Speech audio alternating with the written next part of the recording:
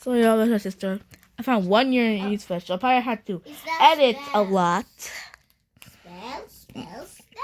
But y'all be fine. I just want a New Year thing to keep y'all at bay. So let's go watch. You're probably tired of me talking already. It's New Year's Eve, and DW is getting a head start on being a pain in the ass for next year. She begs her mom to let her stay up till midnight, because 4-year-olds definitely don't have a habit of staying up past their bedtime. Mrs. Reed says DW is too young to stay up, leading to the most bizarre fourth wall break in the show. It's like I never get any older. What if I'm trapped in some kind of time warp and I'll never get any older? Is that my fault? After several failed attempts, Arthur decides he doesn't want to stay up this year, which sets off all of DW's sus alarms. Arthur claims he's just too mature, which is a word DW doesn't know. Shocker. Arthur goes around town to find out the true meaning of New Year's. Who cares? Arthur comes home to find DW pinching herself and dumping ice cubes down her back. He reminds her she's too young to stay up, which DW takes as a personal challenge. The Reed parents leave Grandma Thora in charge for the night, so DW goes into full kiss-ass mode. She stays up past her bedtime, making several excuses to leave her room. Grandma Thora falls for DW's BS and allows her to stay up with Arthur. It's a minute to midnight, and Arthur is dead-ass asleep. DW and Grandma Thora celebrate the new year by watching an alarm clock go off. Is their TV broken? Who celebrates New Year's like this? Feeling ripped off, DW blows off her grandma and decides to go to bed, but not before gaslighting Arthur into thinking he's missed the best New Year's ever. I saw New Year's and you didn't. Big explosions and giant mules jumping off cliffs into the ocean. Wow, it was fantastic. What a dick. Grandma Thora assures Arthur the new year will be full of hopes and promises. Like the hope that DW will be less annoying, and the promise that I'll keep making these videos as long as you keep watching them. Let's review. DW disobeyed her parents' wishes and decided to stay up till midnight just to spite her brother. To make herself stay awake, she made a complete ass of herself and manipulated her grandma to get what she wanted. When the New Year's celebration didn't live up to her expectations, she accused her grandma of ripping her off. And even after she got exactly what she wanted, she still had to rub it in Arthur's face. And the Reed parents didn't make it home till the next morning, because their New Year's party was just a cover story, and they actually spent the night having a threesome with Mr. Ratburn. Happy New Year, and F you, DW. Like I said, this video is kind of on chart side. It says audience over 12 and over can watch this video. So I probably have to do a nice little memory card every single time I do videos like this. And I probably won't like it, but guess what? I have to do it because kids are still going to watch my videos. Like I told you, I warned you. So I rather not get in trouble from your innocence being destroyed, but rather tell you I warned you. So click on this video as you can. Miracle of miracles, DW has lost her voice. Better late than ever, God. Arthur takes advantage of the moment by telling her off directly to her face. He dreams of a utopia in which DW never speaks again. A dream the brain says could become a reality. It could be more than a few days, Arthur. People can inexplicably lose their vocal facility for months. Years even. Don't you do that. Don't you give me false hope like that. Francine tells Arthur he's being too mean. Over the next 4 days, he's being too mean, which is like the pot calling the kettle a bitch. Arthur learns DW will be sick in bed for several days. His jubilee is short-lived, however, once his mom makes him DW's slave. Over the next 4 days, DW becomes an outright tyrant, forcing Arthur to fulfill her every request, while Mrs. Reed does jack shit. One afternoon, Arthur discovers DW has been faking her laryngitis the whole time. Now you have to go to the hospital and get 600 stitches. What a dick. Mrs. Reed somehow doesn't understand why DW would pretend to be sick when she gets to have everything she wants and has Arthur as her own personal bitch boy. Arthur tries to catch her in the act with a hidden camera. I'm scared to close my eyes. I'm scared to open them. I'm gonna die out here. Francine has no sympathy for Arthur until she sees just how whipped he is by his baby sister. Wow. Francine decides to intervene, as Arthur is only allowed to be her cuck. Arthur and crew gaslight DW into thinking she's gone deaf, causing her to break her vow of silence. Mrs. Reed is now wise to DW's scheme, though once again, we never see her get punished. Arthur is relieved DW can talk again until he realizes DW can talk again. And despite appearing at the start of the episode, Mr. Reed is nowhere to be found. Because as soon as DW got sick, he probably left to go fuck Mr. Ratburn. The dude married an aardvark who's also a chef. Ratburn definitely has a type. Or at least a cooking fetish. Let's review. DW exploited her illness to get everything she wanted. After she got better, she continued to scam her family out of house and home for a whole week. When Arthur caught on to her scheme, DW used her mother's blind trust to gaslight Arthur into being her own cuck berry. And even after her scheme was exposed, she went right back to torturing Arthur with her whiny, ear-bleeding voice. And if you think I'm being too mean to the voice actor for DW, just keep in mind that of the 8 kids who voiced DW, every single one of them were boys. Merry Christmas, and FUDW. I told you it was a Christmas episode. Even though, you know, the video is not about Christmas, but how about we do one video and then we cut the video off? And it's not Christmas related. I do related because I can't find anything that I actually sit through and watch that I actually want to watch. And after the videos that I do watch, they barely have no Christmas. Almost all the videos that are out right now only have Christmas elevations, or I don't feel like watching them, or I can't find them. So I could put SML, but I really think I can't put on SML because it's way more mature for kids in my audience. So let's go and get another one. Do you remember him? Do you remember this man? You remember this fella? You'll probably miss him, right? So let's go. Big round of applause. We'll be watching this.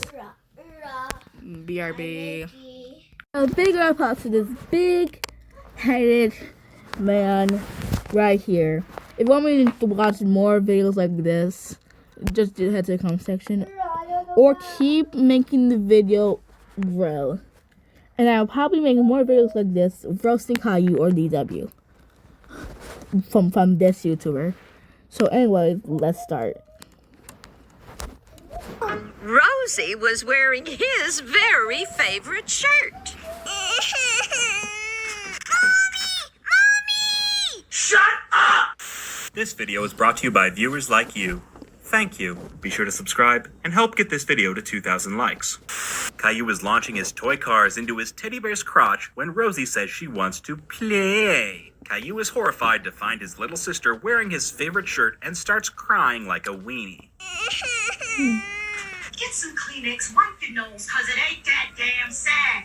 Caillou chews out his mom for giving his shirt to Rosie, even though she points out it doesn't fit him anymore. Caillou refuses to accept reality and forces Mommy to steal the shirt off Rosie's back. And I would put a censor bar here, but apparently children in Canada don't have nipples. Or hair. Caillou continues to lie to himself as he struggles to fit into his old shirt. Look, Caillou, as someone who wears 3XLs, believe me when I say you're better off just wearing a bigger shirt. Caillou spends the afternoon making an ass out of himself before finally admitting he's too big for his favorite shirt. However, he still refuses to let his sister have it and instead gives the shirt to his teddy bear. Because God forbid we ever have an episode end with his bratty baby learning how to share. Let's review. Caillou lost his goddamn mind when he found his sister wearing a shirt he had outgrown. He wore it purely out of spite until he was forced to accept reality. And even then, he still insisted on giving the shirt to his teddy bear, as he'd rather eat glass than share anything with his baby sister. F you, Caillou. Caillou is scared to visit the doctor and tries to hide in his mom's vagina. Turns out Caillou is recovering from an ear infection, as he's been driven deaf by all his own bitch crying. The pediatrician comes in, and Caillou straight up threatens her with his prehistoric plushie. The doctor tries to do her job, and Caillou bursts into tears on cue. The doctor tries to placate the boorish baby by giving him the medical equipment to play with. Caillou finally calms down after he uses the otoscope on his teddy bear. The doctor gives his ears a clean bill of health, but never questions why this 4-year-old has no fucking hair. Great work, Doc. I hope the 10 years of medical school and insurmountable student debt was worth having to put up with a psychotic squirt. It would seem all's well that ends well, until Caillou decides to play doctor at home. Boy, don't stare into the damn flashlight. He goes about inflicting his cruel tactics on his baby sister, grandma, and cat. Man, the new Saw prequel looks great. I want want to look in your ear. Let's review. Caillou was afraid the doctor was going to hurt him, even though it's his own damn fault he got an ear infection in the first place. He threatened to hurt the doctor and refused to calm down until she let him play with her equipment. Caillou used his newfound confidence to terrorize his family, ensuring they'll never have a peaceful night's sleep ever again. F you, Caillou. Caillou wants to make a snowman while wearing his summer clothes. Daddy tells him if he does that, he'll freeze to death, which isn't exactly a deal breaker. At breakfast, Caillou hogs all the cereal and is somehow surprised when it runs out. Mommy says they need to go to the store for ingredients for a special surprise cake. Is the surprise that it's cake? Mommy is about to leave for the store, but Caillou wants to stay home and play. Mommy manages to get him in the car after the doughy-eyed douche-sickle takes forever to get ready. The family gets to the store, and Caillou yells at his mom to let him ride in cart. I want to ride like Rosie.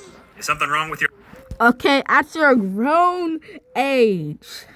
At your grown age. You want to ride in the dang cart. At your grown age. I remember when we kids will beg our parents to put our butts in the cart. We wanted to feel like it. I remember exactly when I found those nice carts that I wanted to ride in, but I never asked because I was a kid that barely talked when I'm around my parents. I will make jokes, but if asking for something like childish, I never ask. Unless it's like food or something. I don't know. I will ask, but I don't ask for it now. Like I said, for your grown age, you can walk. Cause I know Caillou is 4, and Caillou should be riding the cart. But Caillou, if you have a new sibling like Rosie, it's time for you to grow up and actually start acting like a big brother, because you won't be able to ride the car no more. Because when someone takes your spot, you have to live as a part that you're not the baby no more, Rosie. So get stepping. Legs, they don't look broken. Yet, Mommy, who doesn't have the balls to spank her child in public, gives Caillou a ride even though his lazy ass takes up half the damn cart. Caillou whines that he wants cookies, even though his mom reminds him they're having surprise cake. Mommy puts Caillou in charge of watching Rosie at the checkout. Mistake number 1. Caillou is still butthurt he didn't get his cookies and sneaks off to go get them. But what's the end game here, Caillou? Even if you get the cookies, your mom's just gonna make you put them back. Caillou gets lost and starts screaming for his mommy. She finds him crying in the aisles, like a weenie, when Caillou tries to gaslight his mom into thinking she's the one who abandoned him. You went away. Bitch, don't even. Back at home, Caillou promises not to wander off again, but says he still wants to build a snowman. His mom reveals they're going to do just that. Surprise, surprise. The surprise cake turns out to be a snowman, with a licorice scarf and eyes made out of almonds, which will mask the taste of cyanide. Let's review. Caillou made his mother's errands a nightmare by taking his sweet time to get ready and then forcing her to wheel him around the grocery store. Caillou tried to steal cookies behind his mom's back and ended up getting lost like a dumbass. He made a scene in the store and tried to blame his mom for his own actions. And in the end, not only was Caillou not punished, but he was rewarded for his bad behavior with a special surprise cake. Though we can only hope the surprise is that the cake puts him in an early grave. F you, Caillou. Caillou is carrying a pile of dirty clothes down to the laundry room, even though he wears the same damn shirt every day. He trips over his own 2 feet and almost falls down the stairs. Almost. Caillou's mom sits him on the washing machine and accidentally unlocks his new kink. It was a good feeling. Please don't say it like that. Mommy catches the jittery germ factory when he falls and almost cracks his head. Again, almost. Mommy sends Caillou upstairs so she can have the washing machine to herself. Caillou decides to get dressed all by himself, only to realize he doesn't have any clean clothes, cause he waited till all his clothes were dirty before deciding to wash them, which is honestly way too relatable. The audience is forced to spend the next minute looking at a 4-year-old in his underwear. Daddy tells Caillou to get dressed, only to realize it's his own damn fault his child doesn't have enough clothes. Daddy resolves this issue by dressing up Caillou in his own clothes, with a hand-drawn pube stash to boot. Every inch a gentleman. Every inch of Okay, Daddy, but actually, is Caillou actually a gentleman? Because I remember when Rosie was born, he literally parented Rosie and he didn't do jack shit about it. And my first opinion is he actually a gentleman? Because gentlemen don't hit women. Second of all, gentlemen don't cry like weenies. They actually suck it up. If they actually suck it up. You know, men out there who are watching this video, you can cry. You can cry at my video. You can cry all you want. Because everyone deserves to cry. But you don't cry for stupid ass reasons. You can cry when you need it. You don't cry just because your bank account is empty. You can cry about that. But you can't cry because your sibling took the last cookie. It's a cookie. You'll probably get a new cookie in 7 days. what? Caillou's douchebag makeover is complete. Mommy commemorates the occasion with a photo, which she'll later use against her husband to argue for full custody. Let's review. Caillou waited until the last minute to do his laundry, leaving him with no clean clothes and forcing him to wander around in his tidy off-color whiteies. Caillou's dad tried to fix things by dressing up his son as an even bigger asshole than he already is. Though after his special time with the washing machine, I doubt Caillou will skip laundry day ever again. F you, Caillou. Caillou refuses to take a bath and runs around the house in a bath towel. He tries to hide in Rosie's room until he accidentally shoves a rubber duck up his ass. Caillou's mom drags him to the tub, where he yells at her and throws his bath toys on the floor. Caillou tries to escape and runs face first into his dad's crotch. Caillou tells Daddy he wants to play. Caillou's parents finally get him in the tub, where he gets enthralled by the bubbles. Caillou decides he wants his ducky. Instead of asking his parents to get it, Caillou gets out of the tub and runs around the house bare-ass naked. Caillou then overloads the tub with bubbles and splashes his bathwater on Mommy and Daddy. Gross! In a cruel twist of irony, Caillou refuses to get out of the tub. Good. The pruny pipsqueak can stay in there until he drowns or freezes to death for all I care. Let's review. Caillou refused to take a bath until his parents forced him to. He ran around the house naked and only changed his mind once he realized he could turn bath time into playtime. And even when he decided he now likes baths, he refused to get out of the tub and soaked his parents with his dirty bath water. F you, Caillou. Caillou's parents have made it through another day with the pre-K canker sore and promptly put him to bed. They tell him not to let the bedbugs bite, even though we all be better off if the bedbugs swallowed him whole. Caillou is about to fall asleep when the bedbugs arrive to devour his soul. Instead of accepting his fate, Caillou screams for his mommy. It turns out the bedbugs were just a shadow from the window, because I guess the bratty butt wipe doesn't get how light works. Caillou's mom assures him that monsters aren't real, which is like telling the boogeyman that Bigfoot doesn't exist. Caillou's mom tells him to shut up and go to sleep. Caillou says fuck that and gets up to investigate the mysterious scratching sound. He stumbles around in the dark and ends up choking himself with his toy snake. We've all been there. Caillou screams for his daddy, who tries to soothe the hairless hellspawn with his music box. The scratching sound startles Caillou again as he wakes up the whole house with his ear-bleeding wails. Surprise, surprise, it turns out the noise was Gilbert the cat trapped in a paper bag. The family laughs off the cat's near asphyxiation and puts Caillou to bed with his teddy bear and several spoonfuls of NyQuil. Let's review. Caillou refused to go to sleep and woke his parents up on 3 separate occasions because he was too afraid of the dark. This turned out to be a massive waste of time, as the monster turned out to be Gilbert all along. And even if there were monsters hiding in the dark, they'd all go running because Caillou is undoubtedly the scariest creature in the room. F you, Caillou. Caillou is depressed because he has no friends. Don't you have any friends? No. Gee, I wonder why. Instead of letting Caillou accept reality, his grandma tries to cheer him up. She reminds him about Clementine and the time she shared her candy, only for Caillou to spill it all over the floor. Boy, don't eat the dirty-ass floor candy. Grandma also reminds him about Leo, who's only good for farting up the swing set. Quit laughing, you little nasties. Grandma quickly realizes Caillou has no other friends and decides to pull some more out of her ass. Wait, hold up. What did I say? Leo, who's only good for farting up the swing set. Quit laughing, you little nasties. Grandma quickly... Is Rosie purple? Grandma, I think you should check on Rosie, because I think Rosie ain't doing good.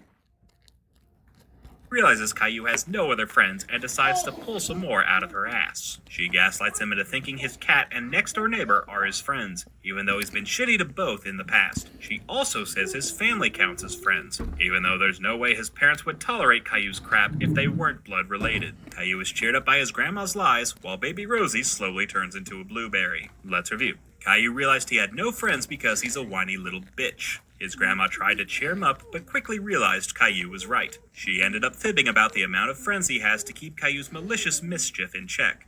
A delusion Caillou was more than happy to buy into. F you, Caillou. Is there a cartoon you want me to talk? Well, y'all, I'll see for this episode, and Happy New Year. I hope you see y'all in 2025. On New Year's Day, I'm gonna do a throwback of all the videos that I did to 2022 or 2023 marathon, because of course I had to put all the videos into one scroll. No one's probably gonna watch it, but who knows? You might. And thank you for all the support, and bye, and see y'all in 2025.